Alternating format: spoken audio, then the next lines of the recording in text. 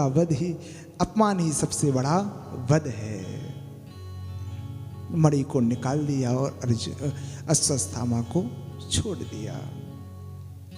अब अश्वत्थामा को तो इस बात का शुक्रगुजार होना चाहिए कि हमने इतना बड़ा पाप किया, अपराध किया और फिर भी हमें छोड़ दिया। लेकिन अश्वत्थामा ने कहा कि हमारा बड़ी सभा में अपमान किया है, हम छोड़ेंगे नहीं। इनकी कुल में और बचा कौन है? सब समाप्त हो गए। सिर्फ अभिमन्यु की पत्नी के जो उत्तरा है, उसका गर्भ है, वही समाप्त हो जाएगा, सारा वंश समाप्त हो जाएगा।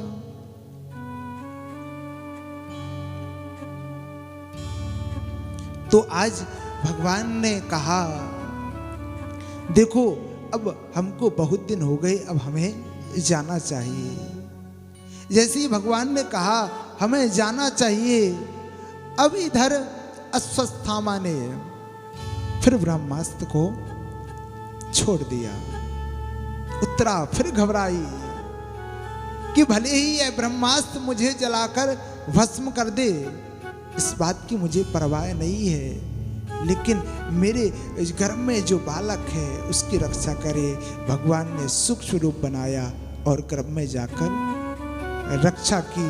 वही राजा परीक्षित हुए।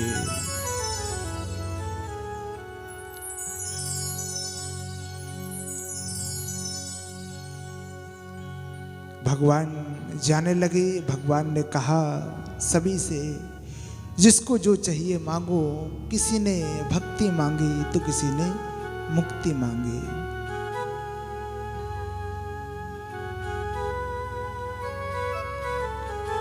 इससे पहले भीष्म पितामह के पास भी जाते हैं। भीष्म पितामह रणभूमि में पड़े हैं, शेष सैया पर 14 दिन हो गए।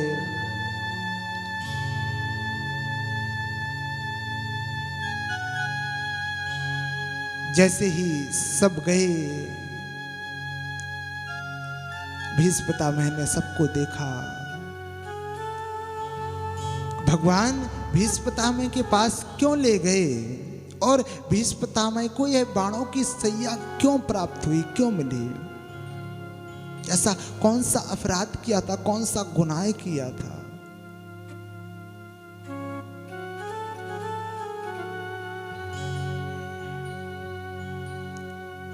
तो जैसे ही सभी गए, इसलिए लेकर गए क्योंकि भगवान सोचते हैं कि अगर हम इनको उपदेश देंगे पांडवों को, तो इनको उपदेश समझ में नहीं आएगा, पल्ले नहीं पड़ेगा। भीष्म पितामह कुछ उपदेश देंगे जो भी वह सब समझ में आएगा, क्योंकि हमसे मित्रवत भाव है, सखा भाव है। तो जैसे ही गए, भीष्म पितामह ने कहा, पांडवों से कभी किसी का बुरा नहीं करना चाहिए। हो सके आपको हर किसी का भला करना है, किसी का बुरा नहीं करना है। भला जितना हो सके करो, और भला ना हो सके तो बुरा मत करो। पाप हो रहा है, अगर तुम्हारे अंदर सामर्थ्य है, शक्ति है, रोको। नहीं है तो चुप कर भाग जाओ, देखना नहीं चाहिए, वहां से निकल जाओ। लेकिन पाप होते देखना महापाप है। जब ऐसा भीष्म पितामह कह रहे थे तो द्रौपदी हंस गई। भीष्म पितामह के सामने हंसना कोई हंसी खेल नहीं है। कहा, देवी बेटी आपको हंसी क्यों आ रही है? मैं इनको उपदेश दे रहा हूं और आपको हंसी आ रही है। पितामह क्षमा करें, बस ऐसे ही नहीं। जो कुलवती नारी होती है वह बिना कारण नहीं हंसती। जो पतिव्रता स्त्री होती है वह बिना कारण नहीं हंसती। तुम्हारी हंसी में कोई ना कोई कारण जरूर छुपा हुआ है। द्रौपदी के नेत्रों से झरझर आंसू आ गए। द्रौपदी कहती है भीष्म पितामह से, पितामह आज आप कह रहे हैं कि आंखों के सामने पाप देखना महापाप है, तो पितामह मैं आपसे पूछना चाहती हूं यह पाप आपने क्यों किया? मेरे को याद है जब बड़ी सभा में दुष्ट दुशासन मेरी साड़ी को खींच रहा था, आप सबसे पहले बैठे थे। अगर आप एक बार डांट देते, ललकार देते, तो उसकी इतनी हिम्मत नहीं थी कि छू भी सकता, लेकिन आप सब देखते रहे, कुछ बोले नहीं। और आज आप कह रहे हो कि पाप होते देखना महापाप है। आज भीष्म पितामह भी रो पड़े, बेटी तू सत्य कहती है, मैं वही अभागा भीष्म हूं, लेकिन बेटी मेरे को बाणों की सैया क्यों मिली पता है तेरे को?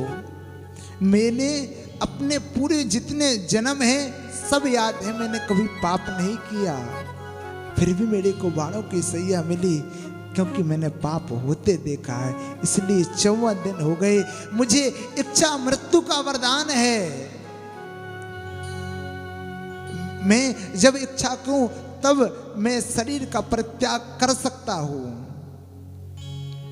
लेकिन फिर भी 54 दिन हो गए क्योंकि जो अन्न खाया था मैंने, दूषित अन्न खाया था, इसलिए मेरी बुद्धि बिगड़ गई थी। जैसा अन्न खाओगे वैसा मन हो जाएगा। शुद्ध अन्न खाओ, प्रसाद लगाकर ठाकुर जी को पाओ।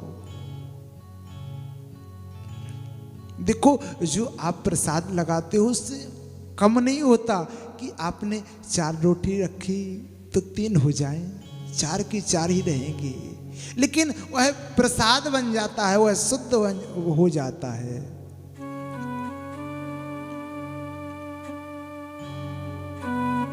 तो मैंने दूषित अन्न पाया था, इसलिए मेरी बुद्धि भी दूषित हो गई थी। आज वह दूषित रक्त निकल गया, अब मेरी बुद्धि पुनः शुद्ध हो गई, मेरा मन पुनः पवित्र हो गया। ऐसा भीष्म पितामह ने उपदेश दिया। भीष्म पितामह ने फिर ठाकुर जी की बड़ी ही सुंदर स्तुति की। फिर ठाकुर जी ने सभी से मांगने को कहा, सभी ने कुछ ना कुछ मांगा। कुंती बुआ से कहा तो कुंती बुआ ने कहा, हे गोपाल अब देना चाहते हो तो हमारे पास सब है, बस सिर्फ और सिर्फ दुख देते जाओ, विपत्ति दे दो मेरे को। बुआ क्या कह रही हो? दुख दे दो? अरे दुख भी कोई मांगने की चीज है? हम सब जाते हैं घूमने के लिए, भ्रमण करने के लिए, मंदिर में प्रार्थना करते हैं तो सुखों की लाइन लिस्ट तैयार करते हैं कि भगवान ये दे दो, ये दे दो, ये दे दो। और कुंती क्या मांग रही है कि दुख दे दो मेरे को। दुख भी कोई मांगने की चीज है? और बुआ अभी तक तुमने दुख ही दुख तो भोगे हैं, सुख अभी तुम्हारे जीवन में आया भी नहीं, और तुम आज मैंने कुछ मांगने को कहा तो आज भी कह रही हो कि मेरे को दुख दे दो। कुंती ने कहा, अरे ऐसे सुख का हम क्या करें जो आपकी याद कराना भुला दे। अरे उस दुख को तो हम माथे पर रखते हैं जो हर पल आपकी याद दिलाता रहे। हमारे जीवन में दुख रहेगा तो आप हमारे साथ रहोगे, और जैसे ही सुख आ जाएगा आप हमसे दूर हो जाओगे। इसलिए मेरे को तो दुख ही चाहिए। सुख और दुख जीवन के दो पहलू है, कभी सुख तो कभी दुख। जब सुख हो तो घमंड मत करना, और जब दुख हो तो ठाकुर जी पर तनक विश्वास जरूर करना। दुख भी निकल जाएगा। अगर ठाकुर जी सुख ही सुख दे दें तो उनको याद करेगा कौन? इसलिए दुख भी जरूरी है। सुख भी मुझे प्यारे है, दुख भी मुझे प्यारे है, सब ठाकुर जी के हैं। तेरे फूलों से भी प्यार, तेरे कांटों से भी प्यार। हमें कांटे पसंद है तो फूल भी पसंद है, फूल पसंद है तो कांटे भी पसंद है।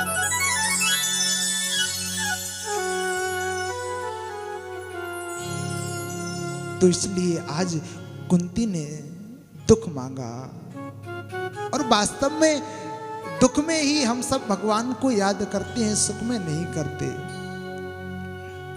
सच्चे मन से हम भगवान की याद कब करते हैं, आराधना कब करते हैं? मंदिर में या हॉस्पिटल में? सच्चे मन से भगवान को कब याद करते हैं? मंदिर में नहीं, हॉस्पिटल में, क्योंकि वहां दुख में रहते हैं, यहाँ सुख में रहते हैं। जब दुख आएगा तो भगवान आपके साथ होंगे। और जैसे इसलिए जो जितनी भक्ति करेगा, उसको जितने भी भक्त हुए संसार में, सबने दुख सहा, और जिसने भी दुख सहा भगवान हर पल उसके साथ रहे। किसी का भी उठा लो, प्रहलाद जी, ध्रुव जी, मीराबाई, जितने भी भक्त हैं, सबने कितने कष्ट सहे, लेकिन कष्ट सहे लेकिन भगवान उनके साथ रहे। आजकल लोग नहीं पूछते, हम भगवान को इतना मानते हैं, इतना मानते हैं, फिर भी दुखी हैं। अच्छी बात है कि दुखी हो, सुखी हो जाओगे तो फिर भगवान को भूल जाओगे, और फिर तुम भगवान को भूल जाओगे, भगवान भी तुम्हें भूल जाएगा। इसलिए ऐसा प्रयास करो कि उसे भूलने मत दो, वह हमें भूल मत जाए। थोड़े बहुत दुख भी बने रहना चाहिए। सुख दुख आते जाते रहते हैं।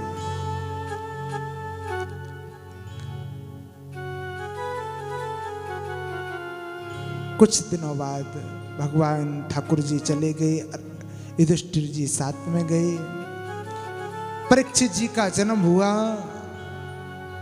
परीक्षित को जी थोड़े बड़े हुए, युधिष्ठिर जी लौटकर आए, समाचार सुनाया कि भगवान धरातल छोड़कर अपने धाम को चले गए। आज पांडवों ने भी कहा कि हमें भी चलना चाहिए। परीक्षित जी को राज सिंहासन पर बैठाया, गादी सौंपी, और सारे पांडव चले गए। अब परीक्षित जी राजा बन गए। अब जैसे ही परीक्षित जी राजा बने तो परीक्षित जी ने आज अपने राज्य में देखा क्या क्या है।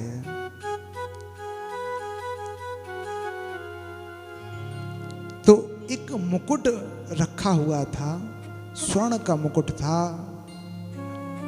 जरासंध से लेकर यह आए थे, जरासंध का मुकुट था, उसको धारण किया और राज्य में गए। तो जैसे ही राज्य में गए तो वहां उन्होंने एक भयंकर दृश्य देखा। क्या देखा?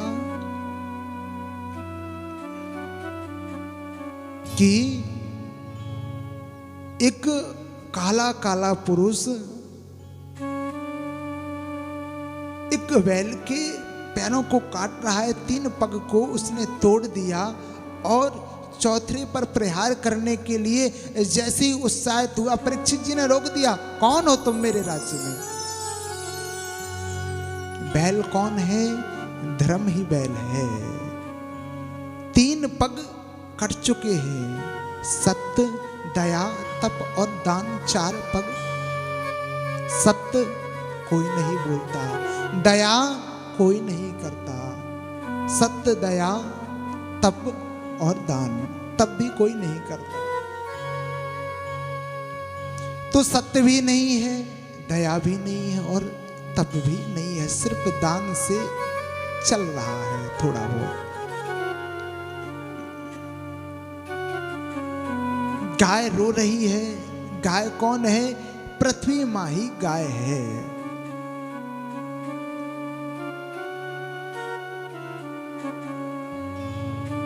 कहा तुम कौन हो, मेरे राज्य में कैसे आ गए?